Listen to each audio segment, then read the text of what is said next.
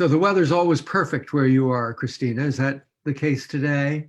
It's always perfect here in 72 and sunny, we like to say, is the average temperature here in Los Angeles. Wow. Wow. Let's see. I am trying to get back to Zoom. Hold one second. So the weather's always perfect where you are, Cristina. Is that the case today? It's always perfect here in 72 and there we are. And sorry, everybody, I'm getting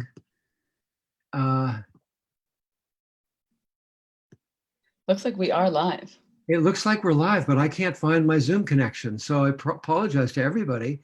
And let's just see if I can do it this way.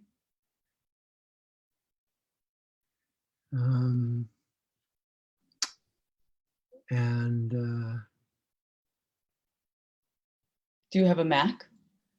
I do, and it's always so easy to go right back to Zoom, but I'm not, So if you hit Command and the space bar, you can actually type in Zoom once you'll search for that. Right, but I'm not sure that, because I'm already live on it. Will that take me to where I'm live? Yeah, it should be. There we are. All right, I see you now. So apologies, everybody. We're now ready to go. Welcome to Facebook Live with Cristina Livadary and myself, George Kinder. Cristina just has been an astonishing revelation to me since we first met. And was it at the 5-day that we met? It was at the 5-day. Yes, because it was in Hana.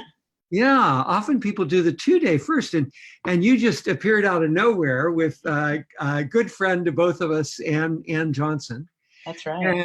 And you two, you stunned us all. And you were coming from a background in the product world, a very, very good background with Russell Investments, if I recall. That's right. And we're a traveler of the world, which is one of the things that I love about Cristina. She knows practically every place, and particularly wonderful places to eat wherever you happen to be going. But she made a decision. I mean, the transformation for her was astonishing when I watched. And what was astonishing to me was how pure her decision was, how dedicated she was to making the shift, to actually being the person and having the business that she really wanted to be and to have.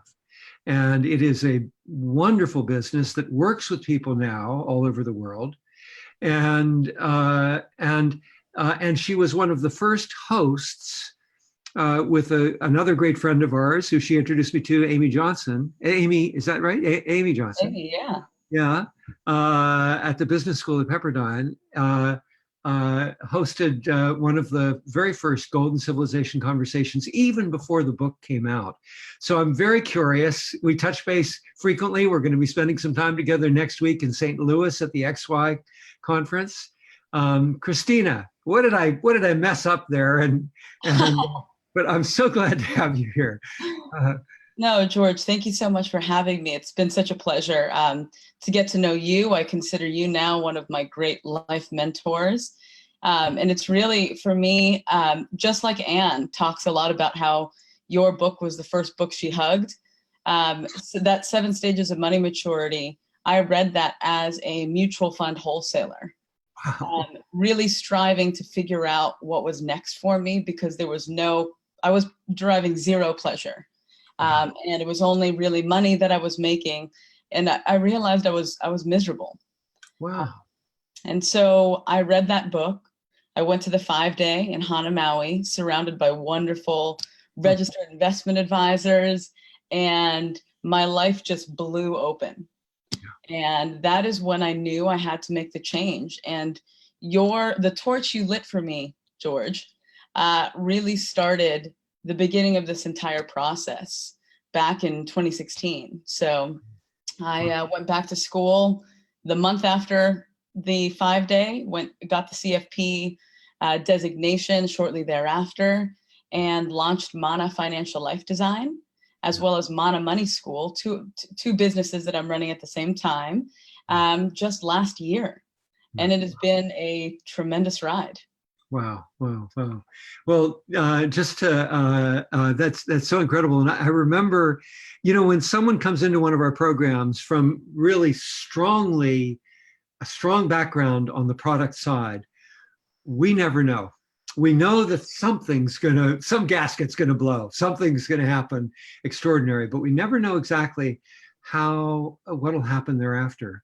And the thing that was astonishing to me was how strong a person you were coming in, how enormous the growth and the transformations were within those 5 days. And then, what was totally stunning was that you delivered on everything that we had talked about in the 5-day. And for the audience who doesn't know the terminology, for any of you who are not life planners or haven't read all my books, the term of the torch, we talk about in a life planning engagement, the advisor lights the torch for the client. It's a term of art. The client doesn't necessarily know the term, but what it means is that we look at what the client looks to love the most in life, what they respect the most, what they feel really grounded in, what would give them the most meaning, and what would make them extraordinarily passionate and vital for the rest of their life, but particularly coming out of this engagement, this 5-day training. And so that's what Cristina is bringing to mind. And that's what astonished me was not that she was blown away by the torch, but that she delivered on it in practically no time. So anyway, thank you for honoring our process like that. And for those of you who are here for Golden Civilization conversation, that torch is what we're attempting to do with civilization now. That's the same idea, is design something that is extraordinary in its vision, and then getting people so inspired about it that they can't say no to it. Yeah. That's exactly right. Yeah. So tell us more. What else? What have you been up to? What's your vision of a golden civilization? How do you feel it relates to your life and to being a global citizen as you are? So many big questions, George. I've been thinking a lot about this. Actually, this weekend, I spent a lot of time on the road, as you do in LA, traveling to meet friends who I hadn't seen in so long. Another part of the things that I enjoy so much in life. And I was listening a lot to a gentleman by the name of Graham Hancock, who actually is a student of the past. And he mentioned something to me that reminded me of the Golden Civilization, which was Plato's quote, when he talked about Atlantis. And he talked about Atlantis and Atlanteans being able to run a civilization that was based on prosperity with moderation. Wow. And that, to me, is what our next step in this search for a golden civilization looks like. Yeah, beautiful. Boy, that's lovely.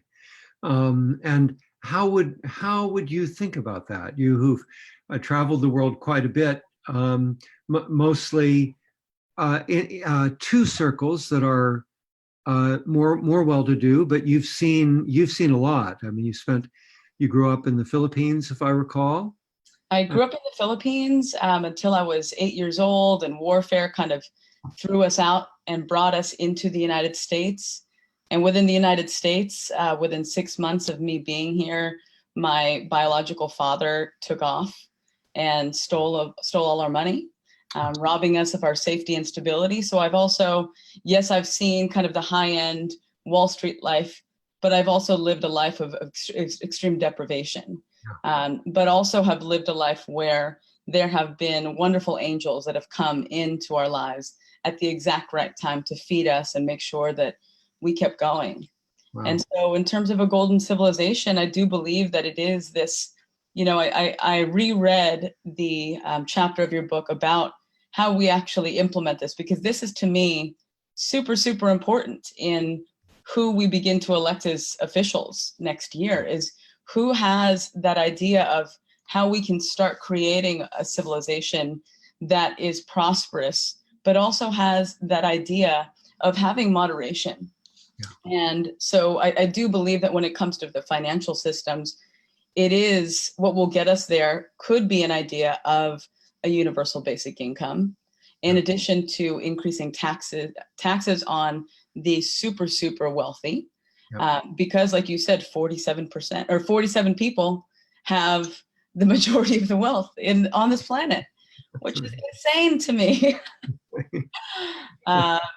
And then really, you know, the critical linchpin there is elevating consciousness for the global community. And my part is doing that through life planning. Yeah, yeah, beautiful.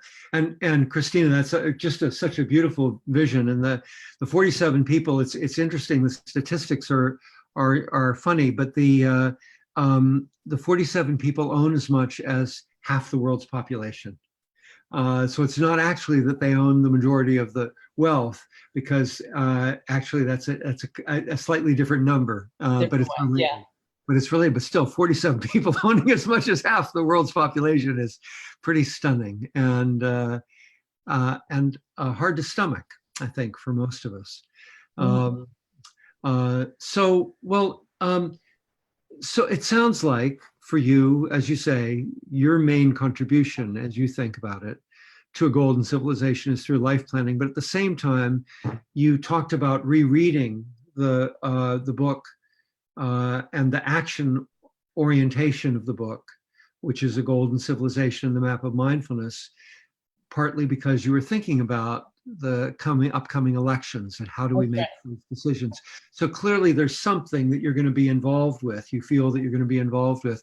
Maybe it's just voting, but maybe something else that you're wrestling with, as well as the life planning. Is that true, do you think? Yeah, I'm still trying to kind of understand the platforms that all the candidates are advocating for. I'm extremely interested in Andrew Yang's ideas, because it is very much based on this idea that, you know, there is some sort of kind of cap here in terms of the productivity that human beings have, and is productivity really the end goal, or is it freedom? Right. And I really, I'm super interested in how far he will go. And how his messages might also be, you know, should he not make it, if his messages might be so powerful as to gain some power with some of the other leading candidates. Yeah. Wow. Wonderful. Well, you know, I mean, I don't know much about his proposals. I've read a few articles, obviously. And as you know, I'm a huge proponent of the notion of a guaranteed basic income. For lots of reasons, but one of the things you no doubt, I believe you know as well, is that I think that if we do basic income experiments, if we can possibly get a life planner to life plan, that's right, giving an hour-long life plan to everybody who gets those $10,000, $12,000, $15,000, that you're likely to see a far more entrepreneurial, excited, freedom-oriented, passionate, engaged civilization coming out of that experiment in basic income. So it makes me realize that he's someone it would be wonderful if we could get to somehow. Right. With this. I agree. So my point to that too, I agree that life planning is so integral. And I go back to just myself when I met you guys. It was, you know, I was making 10 times more than I'm making right now.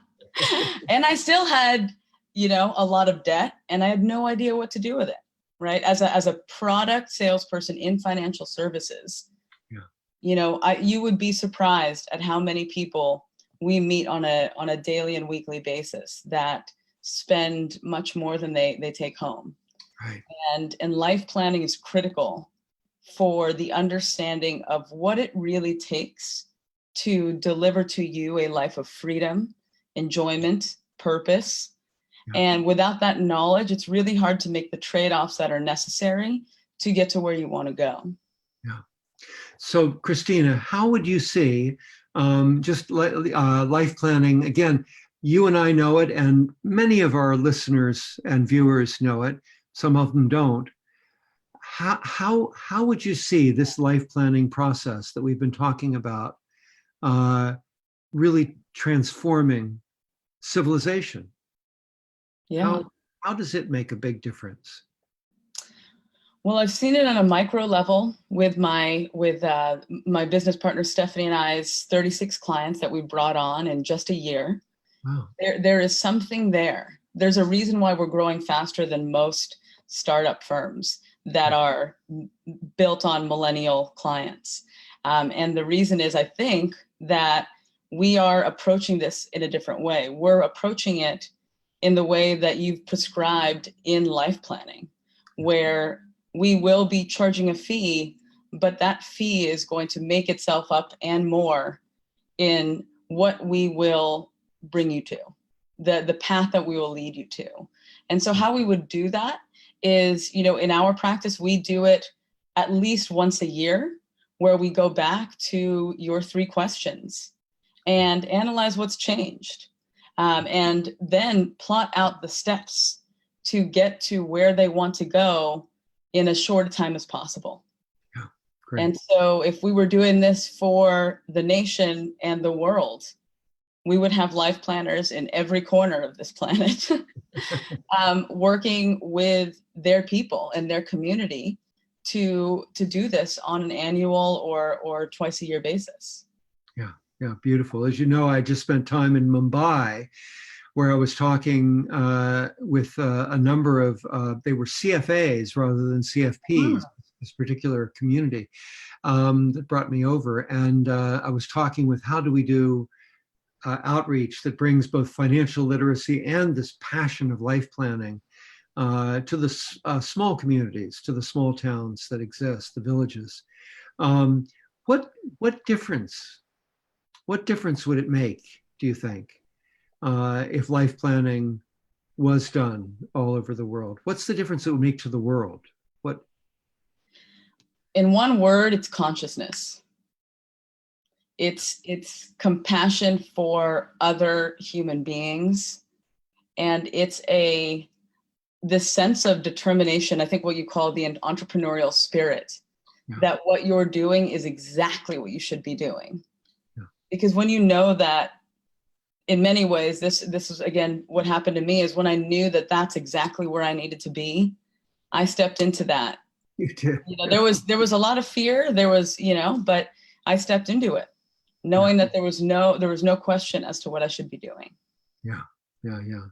And so people would have that, take that courage to actually not be chained in some way to someone else's agenda, but actually to choose the world that they really want to live in and the difference that they want to make in the world. Yeah. Good, great. Anything else? I mean, one of the things that I know you've traveled the world. Have you thought about, and you've got clients in various parts of the world. Have you thought about Golden Civilization conversations? And you've participated in a Golden Civilization conversation, at least one. Yeah. Have you thought about these conversations in other parts of the world at all? Yeah, I certainly have. I think the one thing that we've talked about before, George, is the beauty of this that we're on right now is technology. Yeah. And with simple scheduling software, we can create these conversations virtually with 10, 20, 30 people from all over the world. So I've certainly thought very much about how to do that. I'd be curious, as you've traveled, how has the response been? Have you found your messaging difficult, easier, or the same as you cross cultures? Yeah, it's been astonishing. It's been so heartwarming. I can hardly, it takes my breath away. What happened when I just went to these 4 cities, Mumbai, Tokyo, Singapore, and Hong Kong. And I traveled up and down the coast of California, and your group was one of the groups that I visited. I think both you and Stephanie were there, and Amy, of course, and Anne. But what was astonishing in many of these other groups, in these other locations, was that they didn't, how to express this? I've traveled to a lot of organizations, a lot of places where there's already a strong commitment to social action to political action to environmental action. And there, the golden civilization conversation is like, well, we've already figured out, where we're going, right? Wow. And this is wonderful, but we're on a mission, George, and this is where we're going. And it's been fantastic and that's in more social justice arenas in America, say. Yeah. Where they're already on a mission, they're already powered up. They're doing Zoom and Facebook and all of these things already. And then, but then many other communities where there's more of a thoughtful, kind of really excited engagement where they have not thought of doing this at all. And of course, when you travel to Mumbai, Singapore, and Hong Kong, and even Tokyo, which has a great democracy, a very strong democracy, but has a lot of hierarchies of power, a lot of institutional biases. What was astonishing to me, Cristina, was how much these conversations about freedom seemed to touch them personally, seemed to touch their hearts, and where they got vulnerable around the fact that they weren't living their own freedom or that their system wasn't delivering freedom to them. In Hong Kong, of course, I was there as the demonstrations were going on. They were happening right outside the hotel I was staying in. I filmed it and put it on Facebook. Felt glad the Chinese authorities didn't crack down on me in some way. But they are so courageous over there, but so vulnerable because they want democracy so badly. They want freedom so badly. And in Mumbai, of course, the poignancy in Mumbai is that the people that I was talking with were kind of in the middle class or in the educated middle class, so even upper middle class for Mumbai, which is still, relatively poor compared to what we, see in America. But every single one of them was concerned about poverty. It's right there in their face all the time. And so their vulnerability was around inequality and poverty, and how do we deal with that? But what was astonishing to me was, here I am, a stranger coming out of the blue, a man with white skin coming in to their populations, and breezing in and then breezing out, like a quick wind coming in and out. And yet at the end of the conversation, when I asked how many of you would come back if we held another one within, say, 6 weeks, every hand in the room went up. It was, they were that moved by it. And they asked a lot about what is the nature of freedom to me? And because they're suddenly, they don't think about this a lot. And so we talked about deep spiritual freedom, meditative freedom on the one side. We talked about freedom from hunger and the weather and inclement weather and food and shelter, basic income, as you talk about it. And then we talked about democratic freedoms. And then we talked about life planning freedoms, the freedom to pursue, who it is that you really want to be. So, and there was a longing for all of those things, a feeling that, well, that sounds profoundly human. That's what we should be doing. And they, like you were describing your background working for the wholesaler, they all felt very caught up in making a living. Yeah. Very caught up. They often work longer hours than we work here. Yeah. So it's been very moving. Yeah. Wow. Yeah. So anything else that you'd like to share or? I think that was it in terms of some of the things that I hope to get out of this. But I think that there is so much power that is being harnessed in little pockets. And my hope is that at some point soon, we all find a way to connect the dots and to increase global consciousness as a global human society. Yeah. Well, that's certainly my intention, to do everything I can do to help make that happen, Christina. And this fellow that you mentioned earlier, what was his name? Graham Graham Hancock. Graham Hancock. Tell me a little bit more about him. Tell us all a little bit more about him. Brilliant. So I think he'd be in, you know, back in the days of the Greeks, he'd be labeled a heretic. He goes against the status quo of archaeology, science, some scientists, and geology. And so the book I'm reading right now is called America Before. Wow. And the book America Before essentially is testing the historical the historical rules right now, that the dogma that's been pushed to all of us about how human beings and the modern societies came to be. And he argues that a global cataclysm, a meteor hitting the world, was actually the end of a very advanced human society that we just have not yet come to understand. And they're starting to find new evidence because of the clearing of the Amazon rainforest. And they actually found a new site called Göbekli Tepe, which UNESCO has just deemed a UNESCO World Heritage Site, that are kind of giving insight into we might have had societies hundreds of thousands of years ago, not just 6,000 years ago. Wow. How fascinating. Yeah.